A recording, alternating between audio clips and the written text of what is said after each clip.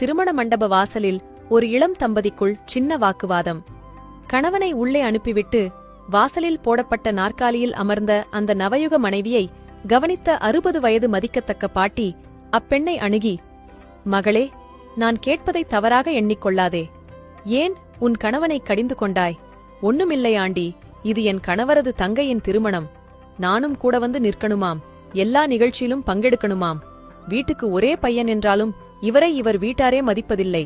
இதிலே என்னைய வேறு கூப்பிடுறார். பெண்ணென்றால் அடிமையா என்ன? கணவன் செல்லும் இடமெல்லாம் செல்வதற்கு எனக்கே அசதியாயிருக்கு. இந்த ஆம்பளைங்களே இப்படிதான் ஆண்டி, தன்மானம் இல்லாதவர்கள். சும்மா கடுப்பேத்திக்கிட்டு. முதியவள் சிறு புன்னகையோடு, மகளே, முன்பெல்லாம் நான் எங்கே போனாலும் என் கணவனோடுதான் போவேன். ஆனா இப்ப அவங்க இறந்து 8 மாசமாச்சு. எங்க 2 பேருக்கும் ஏறக்குறைய ஒரே வயசு. 2 பேருக்குமே விவசாயமே தொழில். வயதும் 65 கடந்து விட்டேன். காடு தோட்டமெல்லாம் 2 மகன்களுக்கும் பிரித்து கொடுத்துவிட்டு, ஒரே மகளான தெய்வநாயகிக்கும் கொஞ்சம் காசு பணம் நகைன்னு கொடுத்துவிட்டு, பிறகு ஒன்னாவே ஊர்லே எல்லா புண்ணிய ஸ்தலத்துக்கும் போனோம். எங்களோட 2 பிள்ளைங்களும் ஒரு மகளும் கல்யாணம் பண்ணி தனித்தனியா இருக்கிறதாலே நாங்க தனியா எங்க வீட்லே இருந்தோம்.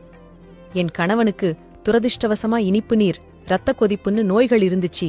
தினமும் மருந்து சாப்பிடணும். அவங்க அவ்வளவு திடகாத்திரமா இல்லாததாலே நான் தான் அவங்களை முழுமையா கவனிச்சுக்கிட்டேன்.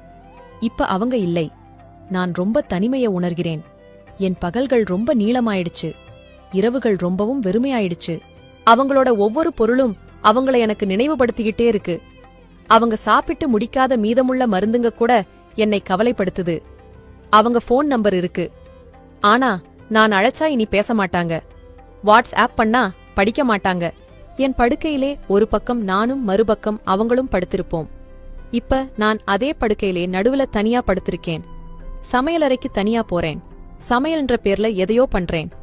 வாய்க்கு ருசியா சமைச்சு பகிர அவங்க இல்லை. கோயிலுக்கு இப்ப ஒன்னா போக அவங்க இல்லை. விழியோரம் நீர் தேங்க.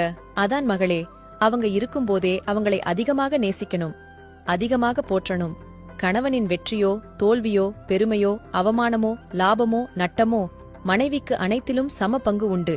தன் மனைவி தன்னுடன் தோளோடு தோள் கொடுத்து நிற்காத எந்த கணவனுக்கும் ஏற்படும் அவமானமும் தலை குனிவும் வேறெந்த அவமானத்தையும் விட அவனை அதிகம் காயப்படுத்தும், மிகவும் வேதனைப்படுத்தும். எங்கு போனாலும் என் கணவர் முன்னே சென்று எனக்கு இடம் பிடித்து தருவார். பஸ்ஸில் ஏறும்போது, விழாக்களில் விருந்துகளில் எனக்கு முன்பே ஓடி சென்று எனக்கு இடம் பிடித்து எனக்கு வசதியாக ஏற்பாடு பண்ணி தருவார். பிரயாணம் செய்யும்போது நான் அசந்து தூங்கிவிடுவேன். அவரோ ஒரு நிமிடம் கூட கண் அசரமாட்டார். பலமுறை 8 மணி நேரம் 12 மணி நேரம் அவசர பயணத்தின் போது பஸ்ஸில் இடம் கிடைக்காமல் என்னை மட்டும் உட்கார வைத்து பாதுகாப்பிற்காக பக்கத்திலேயே கம்பியை பிடித்து நின்று வந்திருக்கிறார். இன்னைக்கு தினமும் என் கணவனின் கல்லறைக்குப் போறேன்.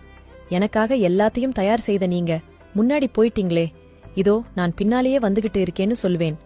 சரி மகளே, நான் வர்றேன் என்று புறப்பட்ட முதியவளை வைத்த கண் வாங்காமல் பார்த்திருந்தாள் அந்த இளம் மனைவி. என்ன நினைத்தாளோ, மண்டபத்திற்கு உள் சென்று தன் கணவனை தேட ஆரம்பித்தாள். ஆம், நம் மனைவிதானே எப்படி நடந்தாலும் பரவாயில்லை என கணவனும், நம் கணவன்தானே எப்படி பேசினாலும் பரவாயில்லை என மனைவியும் எண்ண வேண்டும். புதிதாக அறிமுகமாகும் ஒருவரிடமே, hi sir, how are you, nice to meet you என்கிறோம்.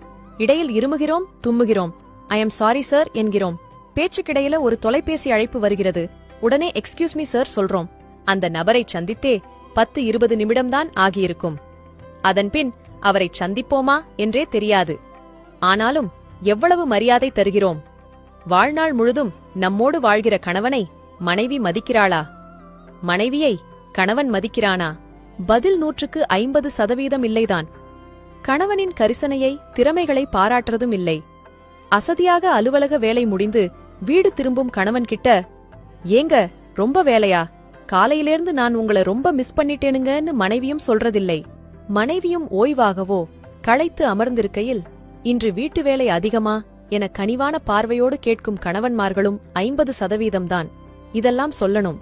அப்படி ஒருத்தரோட உணர்வை இன்னொருத்தர் புரிஞ்சுகிட்டு வாழ ஆரம்பித்தால் வாழ்க்கை இனிக்கும், ருசிக்கும். கணவனோ மனைவியோ மருத்துவமனையிலோ படுக்கையிலோ இருந்தால் கூடிருந்து கவனிப்பவர் கணவனோ மனைவியோதான். சுமார் 1 மாத காலம் மருத்துவமனையில் படுக்கையாக இருந்தால் முதல் 1 வார காலம் பார்க்க வரும் உறவுகள், சொந்தங்கள் பின்னர் படிப்படியாக குறைந்துவிடும். பின்னர் மகளோ மகனோ நெருங்கியவர்கள் மட்டுமே வந்து போவார்கள். இறுதியில் கணவன் மனைவி மட்டுமே ஒருவருக்கொருவர் துணையாக இருப்பர். நம்முடைய உறவு, நட்பு, குலம், சாதி, பங்காளி, பகையாளி, இனம், சனம், பணம், முதலாளி, தொழிலாளி எல்லாமே கூடிக்கலையும் காக்கா கூட்டமே. ஆக மனைவி, மகள், மகன், இரத்த உறவுகளே நம் வாழ்வின் இறுதி நாட்களில் துணையிருப்பர்.